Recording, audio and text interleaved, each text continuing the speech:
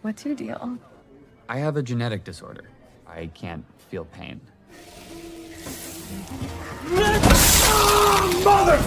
If you can't feel pain, feel pleasure?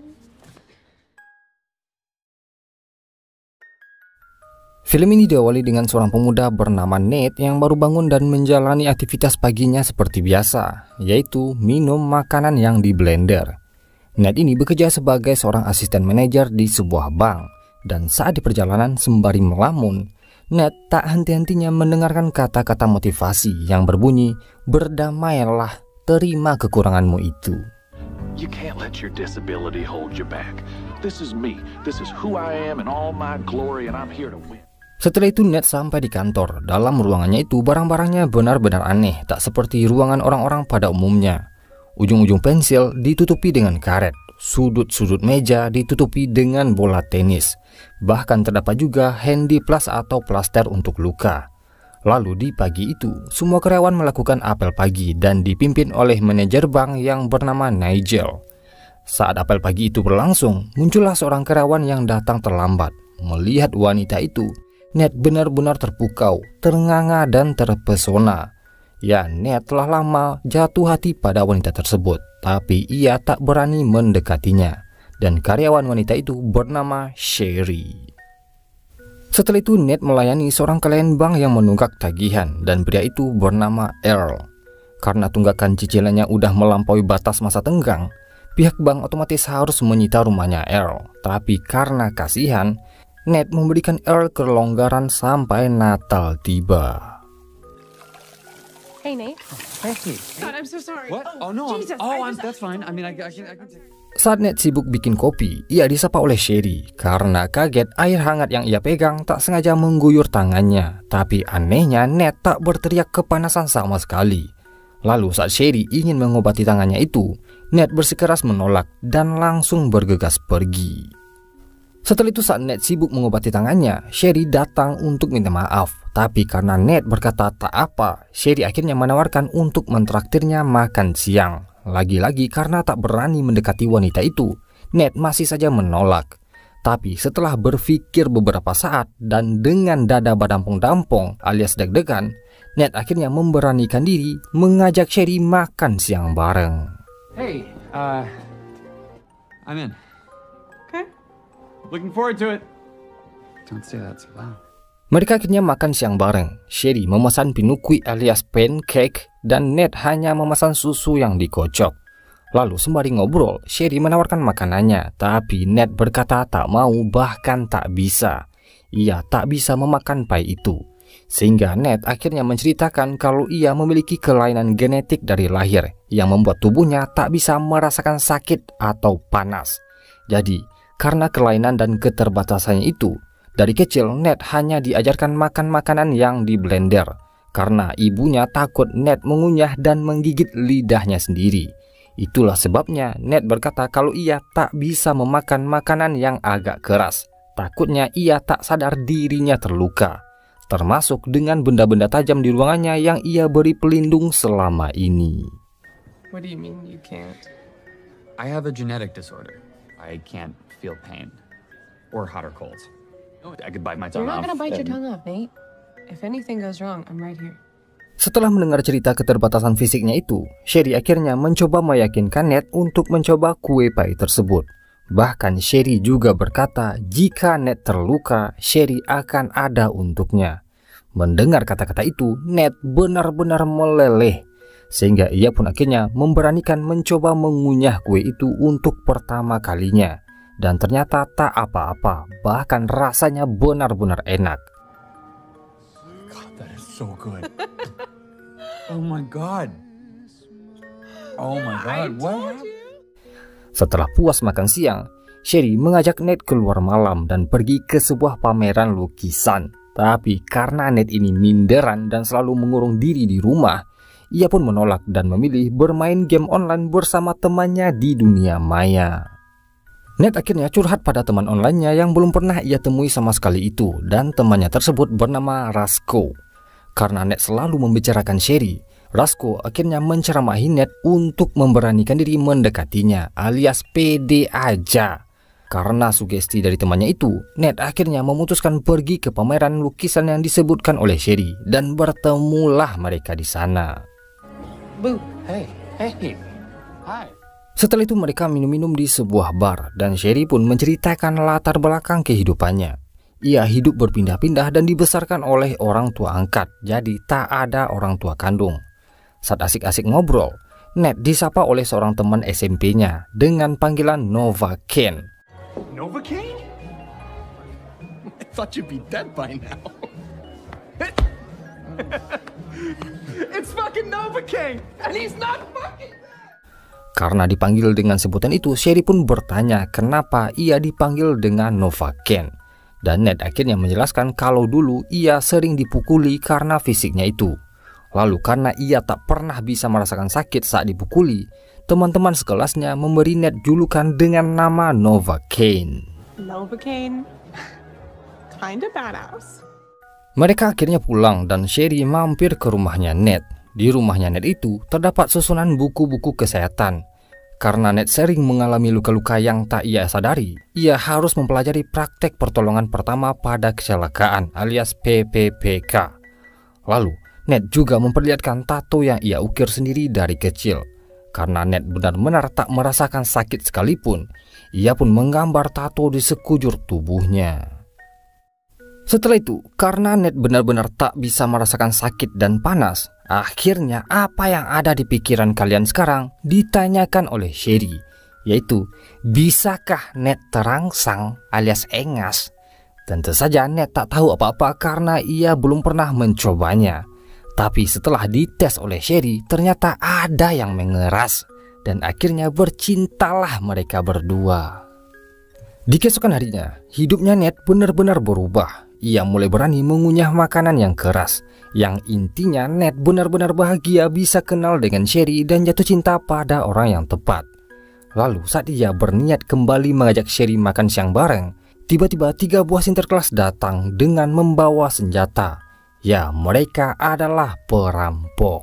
Here to make a withdrawal. Boom! On the ground in front of you. Tanpa banyak basa-basi, para perampok ini langsung mencari Nigel alias sang manajer bank dan meminta kunci kode berangkas. Tapi Nigel menolak sehingga ia pun langsung dieksekusi di tempat. You saw my face. Si perampok akhirnya langsung mencari si asisten manajer yang tak lain dan tak bukan adalah Ned. Tapi saat Ned melihat mayatnya Nigel, ia benar-benar shock, terpaku, bahkan tak bisa melakukan apa-apa saat dipukuli oleh perampok itu. Lalu karena Ned masih tak mau bicara, si perampok akhirnya menodongkan senjatanya pada Sherry. Melihat nyawa calon pacarnya terancam, Ned akhirnya bicara dan terpaksa menyebutkan kode akses berangkas tersebut. Is that so hard? Saat semua uang dalam berangkas itu disalin, polisi akhirnya datang sehingga para perampok itu membawa Sherry dan menjadikannya tameng untuk keluar. Tapi bukannya pergi begitu saja, para perampok barbar ini menembak membabi buta ke arah polisi. Sehingga polisi-polisi kaleng-kaleng itu pun akhirnya bertumbangan. Di sisi lain Ned masih puyeng setelah kepalanya dipukul, tapi mengetahui Sherry dibawa pergi dan dijadikan sandera. Ned memberanikan diri mengejar, tapi terlebih dahulu ia mengambil pistol polisi yang terkapar dan menyelamatkannya. Lalu membawa mobil polisi tersebut untuk mengejar Sherry. Karena basicnya Ned ini tak ada jiwa-jiwa militernya, ia hanya fokus mengejar dan terpaksa pasrah ditembaki oleh para perampok itu. Oh, fuck! Fuck, he's still coming! What's your fucking call, genius? Karena Ned masih tak mau menyerah, para perampok itu akhirnya memutuskan berpencar. Dan Ned tak sadar mengejar mobil yang tak ada Sherry di dalamnya.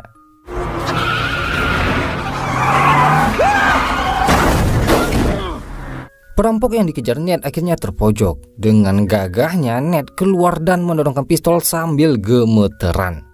Karena si perampok sadar Ned ini adalah si pegawai bank dan bukan seorang polisi, perampok itu langsung menanyakan apakah Ned pernah mencoba memakai pistol. Saat Ned kebingungan, perampok tersebut langsung menyerangnya. You know where the safety is?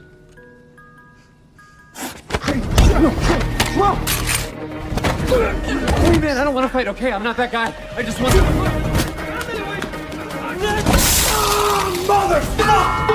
Okay, so those are definitely third degree, so you're gonna want to run it under some cool... Si perampok berlari kabur ke dalam dapur sebuah restoran dan Ned masih mengejarnya. Karena Ned tak bisa bela diri, ia hanya pasrah dipukuli dan dibanting oleh perampok tersebut. Look, I still feel like we can get what we want. Oh, you're strong! Hey, last chance.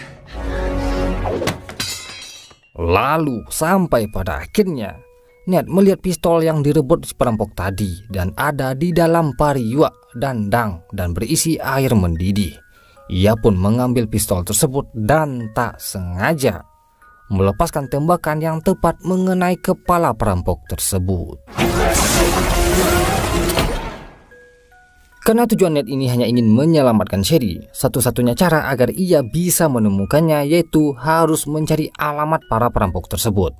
Tapi karena perampok yang tewas itu tak ada KTP-nya, Ned memotret tato yang menempel di lengan pria itu, lalu meminta bantuan pada Rasko mencari tahu di mana tato itu dibuat.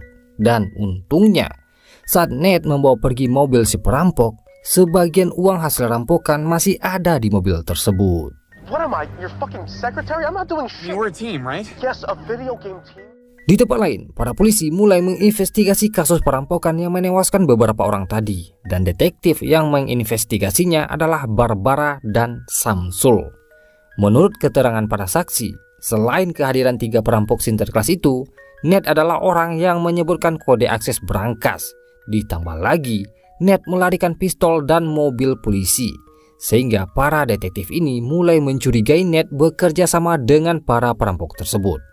Lalu, para detektif ini juga memeriksa lokasi restoran di mana seorang perampok terbunuh. Dan juga menurut keterangan saksi, pelaku penembakan adalah pria kurus berjas yang tak lain dan tak bukan adalah Ned. Lalu karena biodata lengkap Ned gampang dicari karena ia adalah seorang asisten manajer bank, Barbara langsung mencoba menghubunginya untuk menyerahkan diri. Tapi Ned berkata, ia tak punya urusan dengan uang bank. Yang ia pentingkan hanyalah keselamatan Sherry.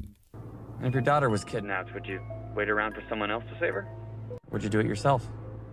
Setelah itu Ned mampir ke toko seorang kliennya, yaitu Earl. Karena Earl memiliki toko peralatan lengkap, Ned mengobati semua lukanya di toko itu. Tentu saja Earl benar-benar heran melihat Ned biasa aja ketika mengobati luka-lukanya, bahkan luka tembak di lengan. Lalu, setelah luka-lukanya diobati, sebelum pergi Ned memberikan Earl 2 gepok uang hasil rampokan tadi untuk membantunya membayar angsuran hutang ke bank. Oh, sorry. Setelah itu Rasko akhirnya mengirimkan alamat pembuat tato tadi, dan saat sampai di lokasi tato artis itu, Ned berpura-pura ingin membuat tato. Di sisi lain, para perampok yang tersisa yaitu Simon dan Andre, mereka mulai gelisah karena adiknya Andre yaitu perampok yang tewas tadi tak kunjung datang. Tapi dengan sikap militer, Simon mencoba menenangkan rekannya tersebut. Everything is gonna be fine. Yeah, fucking right. Setelah selesai berurusan dengan Andre, Simon menghampiri Sherry yang duduk di meja tanpa tangan dan kaki terikat. Ternyata Sherry ini adalah rekan para perampok ini. Bahkan ia adalah adik angkatnya Simon. Jadi selama ini Sherry bertugas mencari tahu dan mempelajari kondisi bank, bahkan mencari tahu kode akses brankas. Selama ia 4 bulan bekerja di bank itu, Sherry ditugaskan mencari tahu kode brankas dan salah satu caranya yaitu setiap hari menarik perhatian Ned, sang asisten manajer. Tapi sayangnya strateginya itu tak berhasil.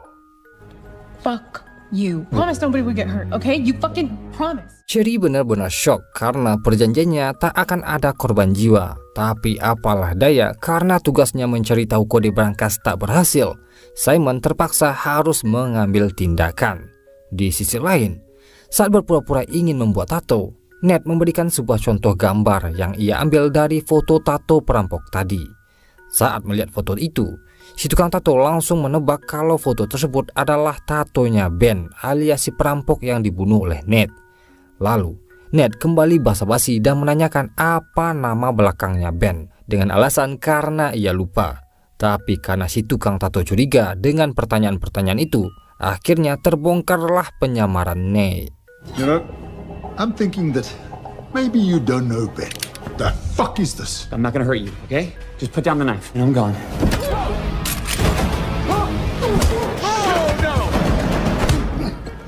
I'll give you another one for free. Setelah itu Nate mencoba menyerang si tato artis, tapi pukulannya lebih berasa seperti sentuhan. Bahkan sebaliknya, Nate lah yang terpental-pental dipukul oleh si tukang tato tersebut. Sampai pada akhirnya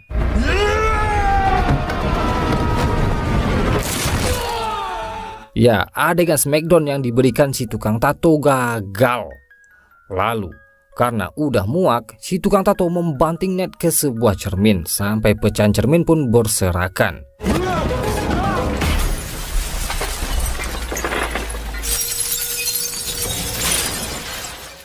Melihat pecahan beling itu, Nate meninju-ninju beling-beling tersebut sehingga menancap ke kepalan tangannya. Ia pun bangkit dan langsung menyerang si tukang tato sampai si tukang tato tersebut tumbang setelah matanya ditinju oleh Nate.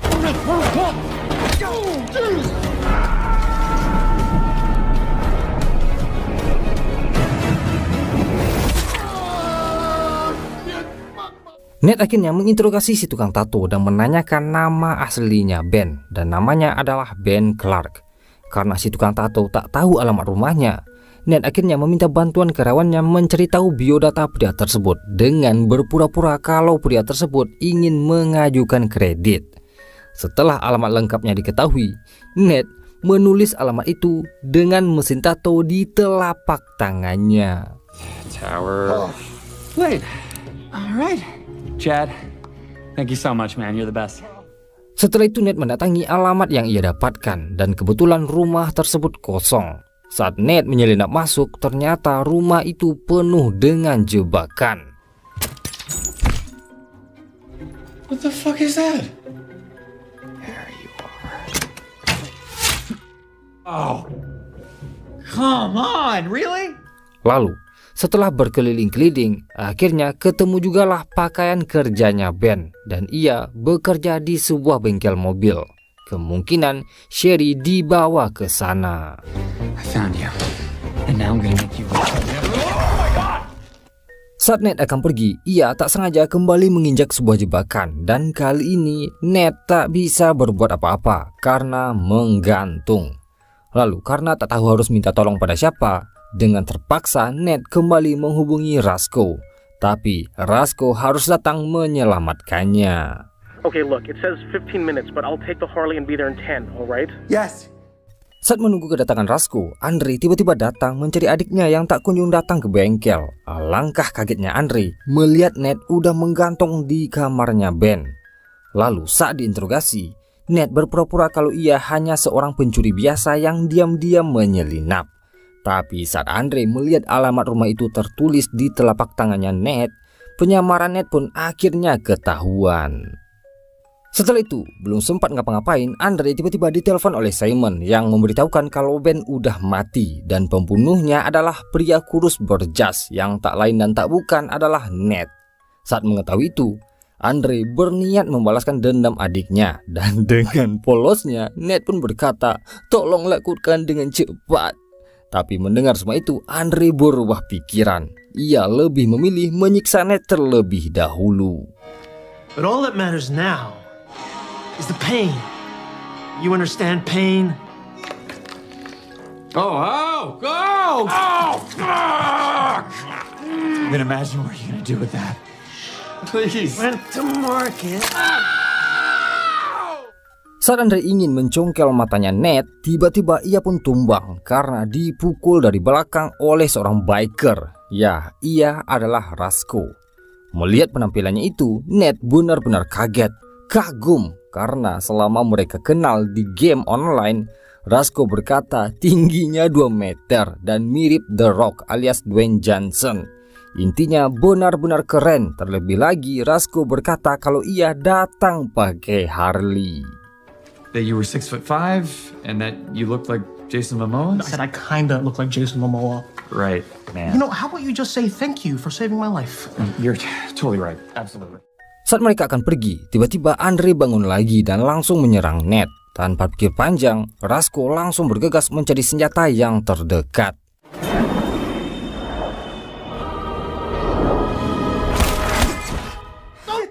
It's fine. Just get something out. Tapi Andre masih tak menyerah dan tetap menyerang Ned. Rasko kembali mencari senjata dan menyemprotkan semprotan beruang dan lumayan mengganggu penglihatannya Andre. Tapi sayangnya, tak sengaja Rasko menginjak jebakan lain yang membuatnya jatuh terkapar. Lalu, setelah berjuang mati-matian, Ned akhirnya berhasil membunuh Andre dengan anak panah yang tertancap di kakinya.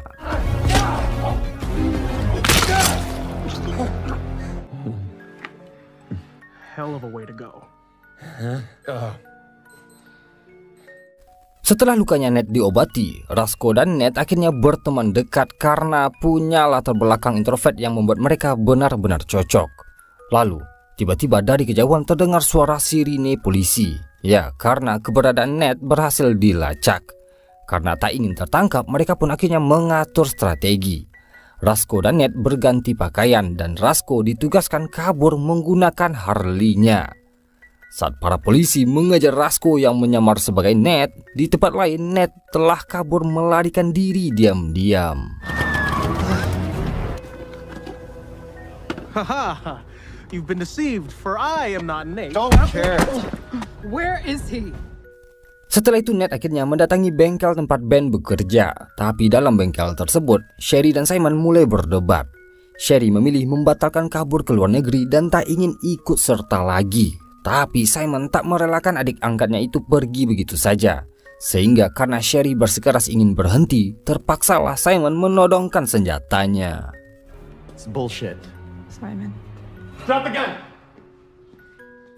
Melihat calon pacarnya ditodong pistol, Ned juga menodongkan pistolnya ke arah Simon. Tapi sembari tertawa, Simon pun berkata kalau Ned menyelamatkan orang yang salah.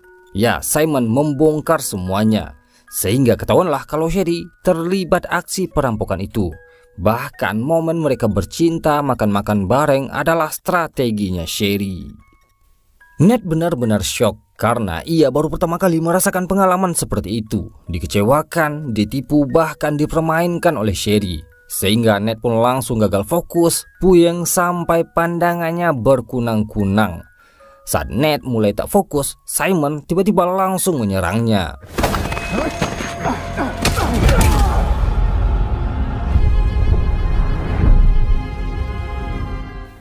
Lalu, karena Simon ini benar-benar psikopat, ia pun menyeret Ned ke bawah hidrolik mobil alias dongkrak dan berniat menggencet kepalanya Ned dengan ban mobil.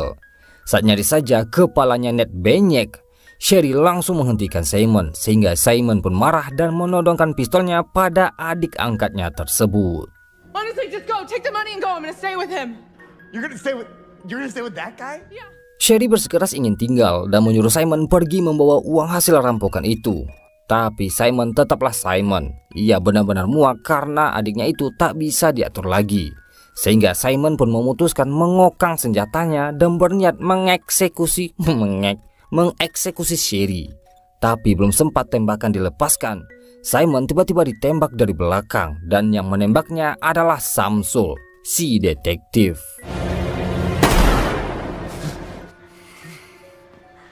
Got him. Moving in. Simon langsung terkapar dan Ned akhirnya berhasil diselamatkan. Karena Ned dan Sherry terlibat aksi kriminal, mereka berdua akhirnya ditangkap. Begitupun dengan Rasko. Tapi tiba-tiba, setelah Ned dibawa ke ambulan, Simon bangkit lagi. Ia pun mengambil pistolnya dan langsung melepaskan tembakan yang menewaskan Samsul. Simon juga menembaki Barbara, tapi untungnya hanya mengenai bagian perutnya, gak di bagian vital. Setelah membabi buta menembaki para petugas yang ada di sana, Simon langsung kabur membawa ambulan yang ada Ned di dalamnya.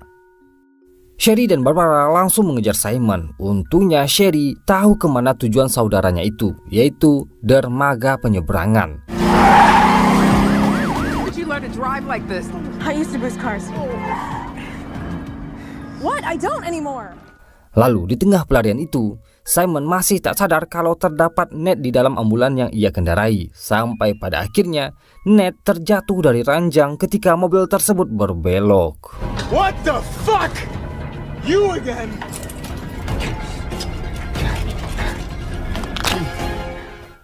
Karena tak tahu lagi cara menghentikan Simon yang memiliki basic mantan anggota militer, Ned akhirnya melihat alat kejut jantung di ambulan tersebut. Ia pun menyalakannya dan mengatur voltasenya setinggi mungkin. Karena Ned tahu kelebihan fisiknya, ia menempelkan alat tersebut ke tubuhnya lalu menyentuh tubuhnya Simon. Sehingga Simon pun tersentrum dan tak sengaja mobil ambulan tersebut terbalik.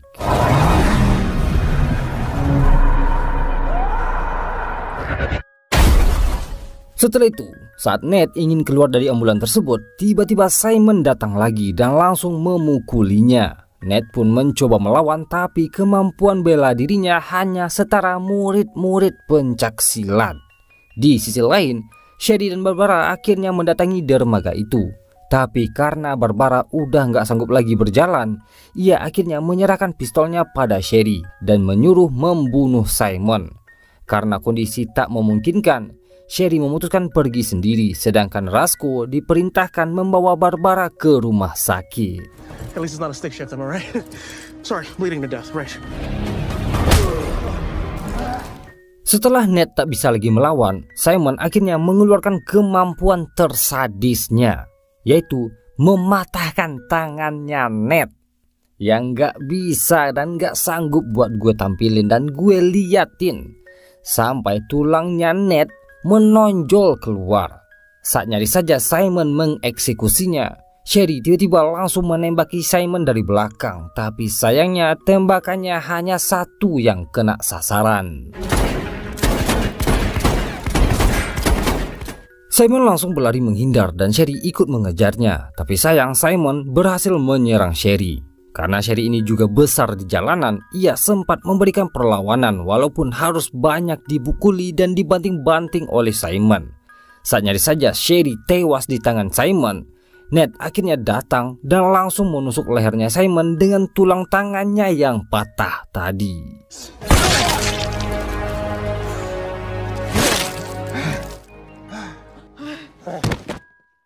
Ned akhirnya selamat, begitupun dengan Sherry. Setelah dibawa ke rumah sakit, ia pun harus menjalani pengobatan full 100%. Bahkan Ned sempat koma berminggu-minggu. Dan untuk tulang belulangnya yang patah, untungnya masih bisa direparasi dan diperbaiki. Lalu, karena Ned masih terlibat jeratan hukum tapi sempat menyelamatkan nyawa seorang polisi di waktu di bank, ia pun akhirnya dihukum tahanan rumah selama 6 bulan. Dan masa percobaan selama 5 tahun. Sedangkan Rasko, ia dibebaskan karena menyelamatkan nyawanya Barbara. Nah, untuk Sherry, ia dihukum kurungan penjara selama 2 tahun. Dan selama dalam kurungan penjara itu, ia dan Ned tetap menjalin hubungan pacaran. Oke geng, sekian sedikit spoiler film Novacaine. Gimana? Ngeri-ngeri sedap nggak filmnya? Nah, kalau kamu suka jangan lupa pencet tombol like-nya ya. Dan buat kamu yang belum subscribe channel ini, jangan lupa subscribe biar kamu nggak ketinggalan spoiler-spoiler dan alur-alur cerita film-film keren lainnya. So, thank you.